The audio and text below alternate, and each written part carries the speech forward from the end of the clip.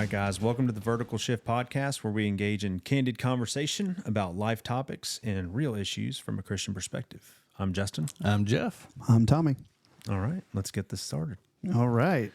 Guys, had a good week? Yeah. Yeah? So people are going to be listening to this, and it's just after Easter for us, right? Yeah. And for them.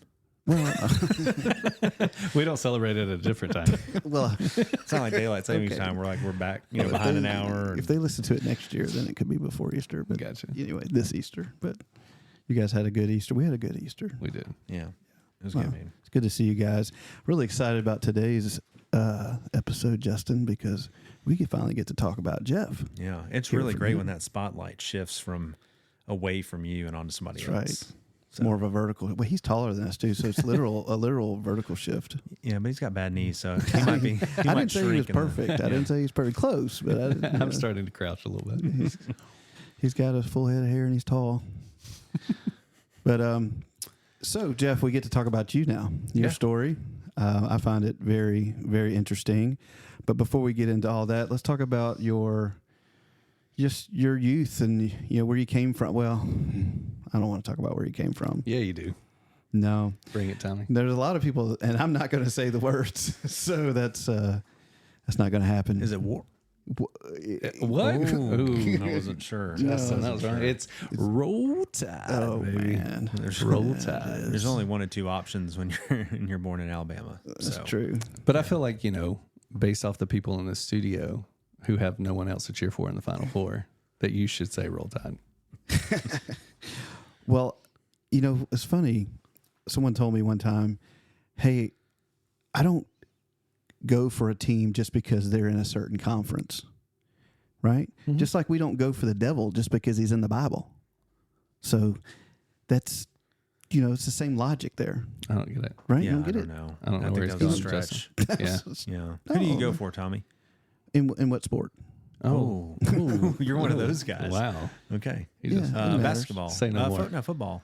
So college football? Yeah. So college football, I go for Say it. Go Tigers. Ugh. Why Which do y'all ones? spell it wrong? LSU Tigers. Why do y'all spell go wrong? How do you know it's spelled wrong? Because there's way too many vowels. And an X. So But hey, man, if that's I- how y'all were taught, that's good. I was married into this though, because look, if I didn't go along with it, then it'd be trouble. Let's just put it that way. I wouldn't be well accepted. So, no, I like the LSU Tigers. Yeah. You look good in crimson, though, when you guys lose to us every year and you have to wear.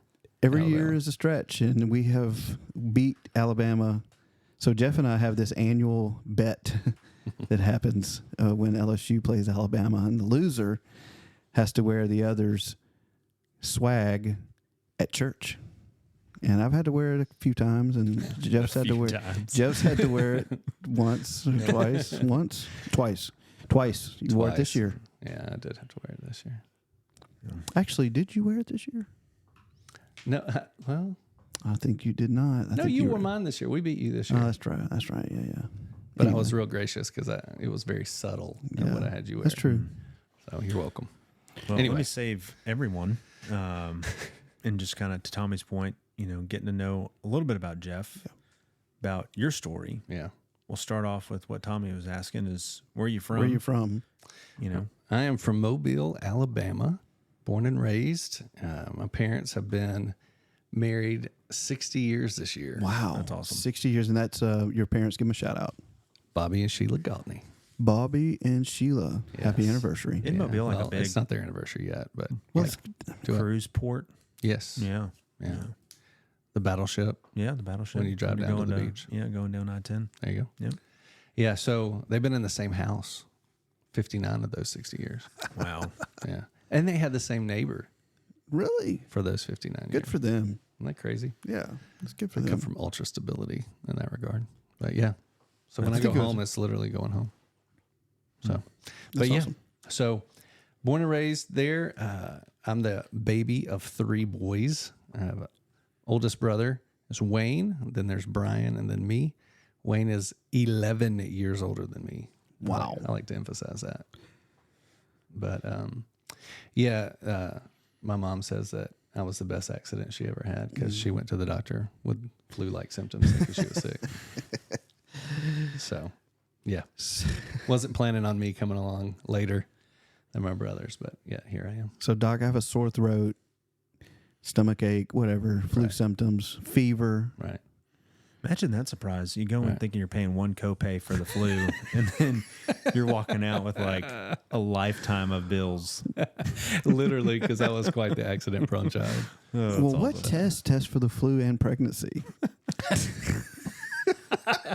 One you don't want. Oh, man. That's awesome. That's cool. Yeah. So, Well, I'm glad you were born. thanks, man. I appreciate it. Yeah, I mean, I grew up in a Christian home. My dad became a believer after they were married, and so he learned a lot of things, as a grown man trying to figure it out. And so he worked at International Paper Company and worked shift work for 37 years. And so, there was like 1 week out of the month that we actually got to our schedules aligned and got to hang out. But as busy as his schedule was, he was very present. He taught me a lot of things, sports and fishing and all the guy things, but my mom was definitely the spiritual teacher, leader in my life. We spent a lot of time. So what, can you kind of share with us a little bit, some ways that she shared her faith with you and how that shaped, you and that young. So Mom, one thing that she taught me was that she never wasted an opportunity to teach us something about the Lord. And so whether that was, seeing somebody that had made poor choices in life, whether, that was a friend, a family member, somebody at church, or even a movie for that matter, she would take that as an opportunity to be like, that's why, I teach you this. This is why the Bible says this. And so she would take every opportunity to do that and to both correct, but also to kind of say, hey, that was a good choice. What you did there was good. And so I think that helps to, with the perspective of different things that otherwise you wouldn't think of things that way. For example, it was later in my life that I thought, ooh, if I saw a car accident, I should probably pray for those people rather than just slowing down and rubbernecking. right. Yeah. So I think your mom probably gave you insights like that, like take this opportunity, use this opportunity. Well, I remember one specific example as a young kid that this family, their house caught on fire like right before Christmas and they lost everything. They didn't have anything like a week before Christmas. And so we were challenged at our church to take our very precious toy gift that we had that was ours and give that to these kids. And I remember wrestling with like, I don't want to give them my robot, my transformer, like it was the coolest thing ever.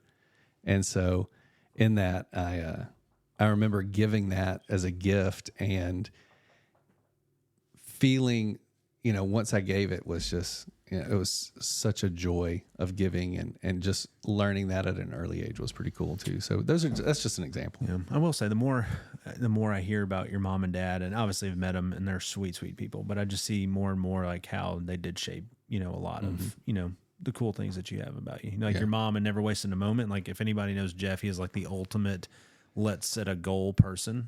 He's the only person that can like make working out kind of feel fun to start before you start.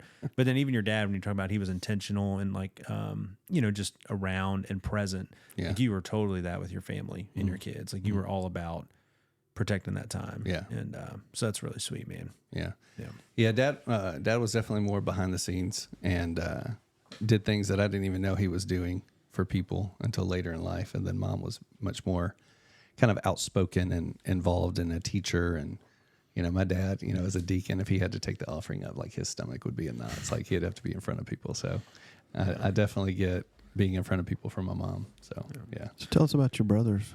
Yeah. So my brother Wayne. Yeah. Hello, Wayne. What's up, Wayne? Shout out. Wayne is awesome. Best big brother a guy could have. Truly the nicest person on the planet. He's pretty cool. Super talented artist. I've seen some of his paintings. Yeah. We were in Ecuador. Didn't he paint that in Colombia? Yeah. He painted a picture of an owl when he was 15, and it won some award and hung in the White House, like at 15. That's like cool. He's super Can talented. you paint? No, Okay. no, not at all. So you're the sports athletic one. He's the painter. Right. He draws me playing sports. No. Well, you mentioned your middle brother Brian. Why don't you tell us about him? Yeah. So, you know, growing up in a Christian home like that, and you know, having a mom and dad that were faithful and loved the Lord, and everything went really smoothly. And you know, my brother Brian Wayne was super smart and artistic and creative, and then my brother Brian was very like hands-on, was going to go into like refrigeration and heating and air, and loved cars and hunting and fishing. And how old? So you're the youngest. So Wayne is 11 years older than me, and Yeah. Brian is 8 years older. Okay. Than me. Yeah. So, but yeah, life was good and everything was rolling smoothly. Going to church anytime the doors were open, and I remember being 9 years old, third grade, and I had gone to school all day and came home and was playing the original Nintendo system. So is it like Super Mario Brothers? Was it even Super at that point? Well, it's probably just Mario Brothers. Brothers. Smart Brothers. Yeah. I had that. Man, I remember when that Nintendo came out. Yeah. That's all I did. Duck Hunt, Mario. Man, that was so cool. That dog. The dog. Laughed at you. Duck Hunt. Yeah. Oh, yeah. Sorry. No, you're good. Yeah. So you're playing. So I'm playing the original Nintendo system in my room, and I remember hearing the most horrific scream that I've ever heard in my life. And it was one that you didn't have to question was, you know, somebody, you know, it's something bad has happened. And so I remember just throwing the remote control down and running to where the sound was coming from. And I ran to our front room in our house, and Mom was laying down on the floor, curled up in the fetal position, and she was just crying and rocking back and forth. And, you know, as a 9-year-old, I thought, you know, Mom's having a heart attack, you know, but the weird thing was is that my dad was standing next to her, and my dad, not being an emotional guy, was crying. He had tears in his eyes, and man, I was just so confused trying to figure out what was happening. And my dad looked at me and he said, "Son," he said, "Brian's just been killed in a car wreck." He was 16, almost 17 years old. And so, you know, I didn't know how to process that. I remember jumping on my bicycle and riding around the neighborhood, telling my friends and these other little 9-year-old kids not knowing what to say to me, you know, and family flooded over to our house, and man, just trying to comfort us and console us. And man, it was just a really difficult time for sure. Yeah. And so, like with that, you know, knowing your story, share with us kind of how that shaped a lot of kind of your going forward, kind of testimony and just, you know, salvation and all that. Yeah. So, you know, this happened when I was in third grade, and, you know, before I answer your question, Justin, like I remember specifically, you know, my teacher at this time, her name was Miss Bacon. And I remember thinking her name was hilarious as a kid. Did y'all you know? ever? No, we didn't do anything. I mean, this is third grade, so we Okay. weren't that brave, All right. you know, to make fun of her or anything. Oh, I but- didn't mean make fun of her, but you're all like Miss Bacon. Right. Love bacon. Right. No. Okay. No. She was super sweet though. Super great lady. Instead of bringing her apple, you bring her a BLT. That's a good gift. That is a good That is a gift. good I love a BLT right now. Right. I'm so sorry. That's all right. Anyway, I remember her really stood out to me in my life and all of this, because this was a public school, and she allowed the kids in my class to take up some money, and she bought flowers and came to my house. And, you know, my mom was a substitute teacher at the school, so they were friends, and she came and brought those flowers and prayed with us and just really encouraged us. And she really stood out to me as someone that really made a difference in that time. It was really So difficult. it's been still to this day you're talking about it. So it's Yeah. very impactful. Oh, She yeah. had Yeah. And especially when something that tragic happens, especially somebody so Right. young, you remember Well, I specific think too, things man, like that. when tragedy happens, I think sometimes, you know, people don't know how to respond, Sure. you know, to those that are walking through a tragedy. Yeah. You know, it's like, when's the right time? How do you, you know, what do you say? How So do you say it? You don't want to say anything that's going to, you know, trigger emotions and tears. So for her to do that's pretty cool, to just kind of show up and Yeah. just kind of serve, you know, in a Yeah. very subtle but impactful way. Yeah. And I would probably say that the most impactful thing, you know, of all of this was, I found out from my brother's Sunday school teacher that, 2 weeks prior to his death, he had prayed a prayer for his friends that he's trying to share the gospel with at school that didn't want to have anything to do with it. He, his prayer was, God, I'm willing to do anything that my friends would come to know you. And 2 weeks later was killed in that car wreck. And those friends plus, Wow. almost 1,000 students came to the funeral. So your brother was a believer. Yeah. He was 16, almost 17. Yeah. So how did that impact you? I think back to Justin's question now. So what it did was it caused me to be very afraid really quickly. Afraid of death? Yeah. I mean, you're not thinking about Like death. it's real now. It hit home. Yeah. Like, I mean, even though that happened to me, like even now, like it's not even really on my radar that something could happen to my kids or my wife. And you know what I mean? We have kids that are his age. That are his age. Yeah. Yeah. So, that wasn't even on the radar, but when something like that happens, it really, even as a 9-year-old kid, you question a lot of things. You start to ask different types of questions, think about heaven and hell differently. And I just remember being afraid, like if my brother died, then so can I. And so, a couple of months, I would say 5 months after that, there was a revival at our local high school. And at the invitation time, just really kind of wrestling with some of these questions and thoughts, I prayed that prayer at the end. And he said, if you prayed the prayer, you got to come down. So I went down and was super emotional because I was just so upset about everything and didn't understand any of it. I just wanted to kind of sign my name on a card that ensured I didn't go to hell. And so I wrestled, I felt like I was a really good kid, but, I felt like I, strived for good grades and all the things and all this stuff. So it wasn't like people looked at me and was like, man, that kid needs Jesus. I was in church all Your the time. behavior wasn't. My behavior was good. Bad, yeah. Right.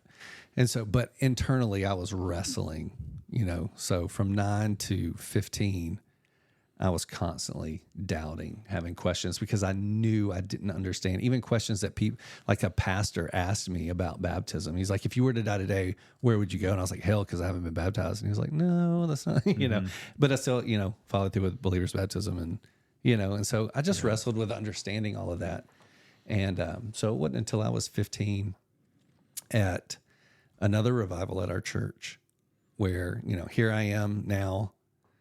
But you'd been so at 9, starting at 9. Yeah. You went down front. You signed the card. You got baptized. You started getting more involved in church, or you've been involved in church. Yeah. Continuing that, maybe becoming like a leader. Yeah. At a young age, but all the while, this internal conflict. Yeah. People see you on the outside. You're fine. Your behavior's good. Model kid. Good Christian boy. Sure. Yeah. But the inside, you knew it was a fake. Yeah. Yeah. And There was no peace. Yeah, and I think that points to a lot of things that people wrestle with all the time. And that's what's cool Right. about the story. Yeah. You have is, it's not about the things we do or the behavior stuff, or you came from rock solid, That's right. believer parents, right? And even all of that, like it still comes down to the heart and the relationship and knowing whether or not you're his. And and one thing, kind of going back just a little bit before we shoot to the revival you're at in 16 and kind of the rest of that is, you touched on your mom. There were your brother's friends, Right. and then plus more were at the funeral. Yeah. And so walk us through like how your mom even used that opportunity. Like you said, she's done with other things in the past. Sure. Like uses The that perspective. opportunity, for her. Yeah. for her I mean, son. I've heard from numerous people, family, friends that, at her, my brother's funeral, her own son, she told our pastor that, hey, listen, there's going to be kids here at this funeral that will never set foot in church. Don't waste the opportunity. Don't waste my son's death. Don't. This is your opportunity to Yeah. preach to him. Yeah, preach to him. And how many people? So you didn't go to his funeral. didn't go. because you were young. I mean, I don't blame you for that. Yeah, I didn't go. I was 9. And hearing stories now, I'm glad I didn't go. Anyway. But how many people you heard? There were 1,000 students. from his high school. Yeah. And your mom, in her grief, though, had a Right. higher perspective, Yeah. and an opportunity here to live out essentially your brother's last prayer that we know about. Yeah. Yeah. That his life would be impactful to Yeah. his friends. Yeah. And, it's kind of like reading James 1:2-4, consider it pure joy when you face trials of many kinds. You're like, how do you have joy in that? And it wasn't that my mom wasn't, my mom was grieving. Man. My mom lived to be a mom. She lives to be a grandmother. She loves deeply. And so she hurt deeply, obviously. But at the same time, she loved the Lord so much and she trusted the Lord. And she just knows, what we know, that if God is a good father, then this can be used for good as much as it hurts. Well, it's his strength in her then. Yeah. His peace and his joy. It's not Right. her. Right. Well, I think too, and I know this isn't specific to your story, but seeing people that have lost a child when they are truly a believer, Yeah. and the pain's still there equally for somebody that maybe doesn't know the Lord or is wrestling with, like, even before something like that happens, like, who is God, right? Like that, like, you just see such a difference because there is that kind of like, hey, if their child, was a believer, and then there is kind of that looking on to like, hey, God's still good. Doesn't change who he is. Right. Even though there's going to be grieving, there's going to be pain, there's going to be sorrow, there's all those things. But like that's, and to think about your mom doing that, not even just like months, years later, like leading up to like, funeral. like the funeral. Yeah. Yeah. So It's amazing. that's awesome, man. Yeah. And any stories with that? Like, obviously you were impacted. Any stories that came out of that with like others that were just like, man, like, I don't know that I believe. Right. Any salvation stories? Yeah. Well, even, that core group of friends that my brother was praying for, like one of them specifically just wrote my mom on Facebook like a couple months ago and was like, if it weren't for that particular Wow. time, Amazing. believer to this day, and That's cool. serving the Lord with his family and all of that. So yeah, it's never something we would, and I know my brother, when he prayed that prayer, wasn't thinking, this is what's going to happen. He just really wanted his friends to trust the Lord, but man, Yeah. Powerful. John 15, lay down Yeah. your life for your friends. Yeah. It wasn't even coming off of Easter, we've talked about, just the prayer in the garden, where even in Jesus's flesh, he prays and he's like, hey, not my will. Like, if there's any way this cup could pass, Right.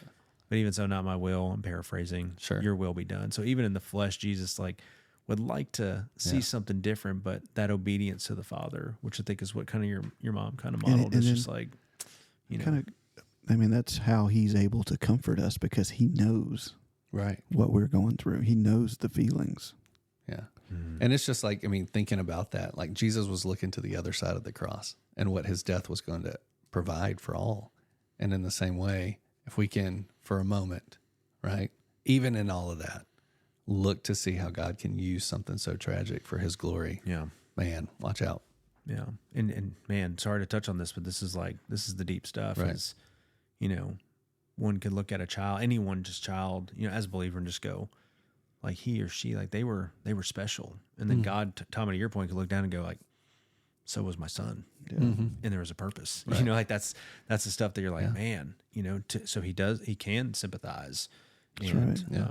Well, I've even heard men say, like, don't touch my kids, don't touch my family.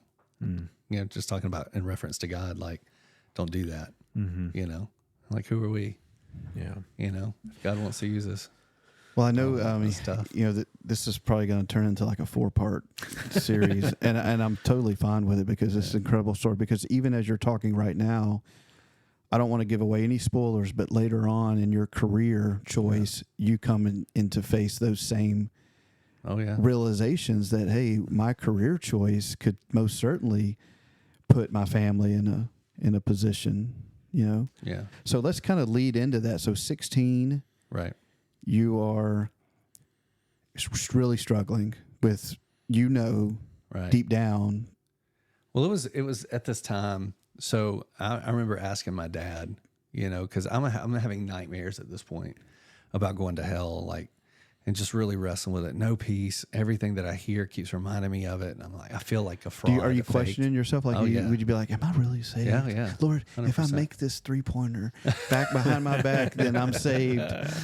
I used to do stuff like that. But anyway. No, for real. Yeah. It was. And so, but I remember asking my dad on a trip home from my grandparents' house. I was like, Dad, am I a Christian? And it was one of the wisest answers I've ever heard, because he didn't say, oh yeah, remember when you were 9 after Brian passed, you made this profession of faith and you signed your name on the card and were baptized. He was like, son, he said, that's a decision between you and the Lord. Only you can answer that But you're question. like, man. I know.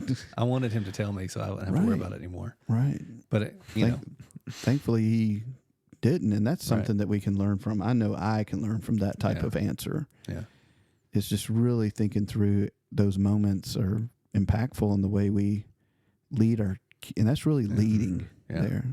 And it's hard as a parent, you know, Aaron and I talk about this a lot, but to let your kids fail so that they can learn, that's hard, because you don't want them to be hurt. You want to spare them from all of that stuff, because but we know we had to make dumb choices sometimes to learn the hard things. And the Lord lets us do that. He lets us, you know, if we don't want to trust him and believe him, then we'll fall in that. But, you know, I remember at 15 having that revival, wrestling every single night of the week, knowing what I needed to do and just saying no. And finally that last night, I just couldn't take it anymore. So I went and found my youth pastor, and we went to his office, and I just shared with him. And, you know, Tommy, to your point, I was leading out in the youth group. I was doing good things. I was a good kid. And he tried to really like, Well, you shared with him. What did you share with him? You shared with him, hey, I don't believe that I need to be saved. I need to be saved. Yeah, man. I know what I need to do. And he was just like, are you sure? You know, like, you just didn't get confused by them, you know, whatever. And I was like, man, I've been wrestling with this for years. I know what I need to do. And so he prayed, you know, let me pray and, you know, asked the Lord to forgive me, and asked him to, I just surrendered Really, completely sure. everything. And that's the difference. You know, it's not going to hell or just getting to go to heaven. It's surrendering everything, saying, God, if you, just like my brother, if you want to take my life, then take it, right? Like whatever you want to do with it, I'm yours completely. And I mean, it was just like, Yeah, how would that feel? the biggest burden off my Lifted. shoulders. Oh man. Well, that's I felt important. so light. And that's I can't important for even people to explain it. hear. I think that's a big roadblock is people think, you know, they might, well, one, I thought I was, right? Or two, like, well, if I do this now at whatever age, like, I'm going that's to going look to look bad, weird. look you like know? a hypocrite. I might have been a deacon. Oh, wait. Yeah. Yeah. And we can all relate. I mean, I totally relate to Yeah. that. I mean, Yeah. oh my goodness. And I mean, we all can relate to that. Yeah. But to your point, Justin, how many people are listening that are struggling with that same question? Right. Why struggle with it? Yeah. If you're questioning it, Right. put it to bed. Yeah. Yeah. 100%. And, you know, I find that's where a lot of guys are, you know, they'll say, you know, I'm just kind of like a lukewarm. Well, my parents are, I grew up going to church. My parents are believers, so I'm good. Yeah. Yeah. I mean, I believe. Right. 100%. Yeah. But there's a Difference. huge difference. Yeah. And how we believing in something and completely surrendering and being all in. So you make the decision. I mean, and I'm glad that you didn't let him talk you out of it or question it. right. So you make the decision to surrender your life to Christ, Yeah. right? And Yeah. and you're at 16 at this point, 17. What? I was 15 years old. Okay, Yeah. 15. Yep. So 15 at this point. So where does that take us now, or then after that? So just like the enemy does, I mean, like full surrender. Lord was moving in my life, and basketball came in, a girlfriend came in, and distractions kind of took over. And so it was kind of a roller coaster ride through high school to get me to a place where he got my heart again, even after all of that. Like as great as that felt, distractions came in and pulled me away. And so, it wasn't until college that the Lord took those loves Mm-hmm. that were above him. Because you don't even realize what's happening. You know, you're just like, oh, I'm good at basketball and I can get a scholarship. And then all of a sudden you find that's all you think about and all you do. Man, I'm playing JUCO. Right. Yeah. Killing it. Yeah. Well, I hate to be that guy. As much as I want to keep hearing what your story is about, I think this is a good place for us to take a break and revisit this part 2. This may be more Justin. This may be more than 2 parts because I'm telling you, it's I mean, special. all of part 3's got to be about JUCO career. I mean, I want to see pictures because, you know, way back then they had the short shorts and the high knee socks, right? No. And you wore those canvas Converse. What were those? All-Stars? Black and white pictures? Oh, goodness. No, it wasn't that far back. But, yeah, it was an incredible experience. But, yeah, we'll talk about touch on college. this. Yeah. We'll talk about how you met your wife, Yep. which is fun. Talk about your career path. And there we go. All Let's do right. it. That's awesome. All right, guys. Pleasure. Love you. Thanks for listening. Peace.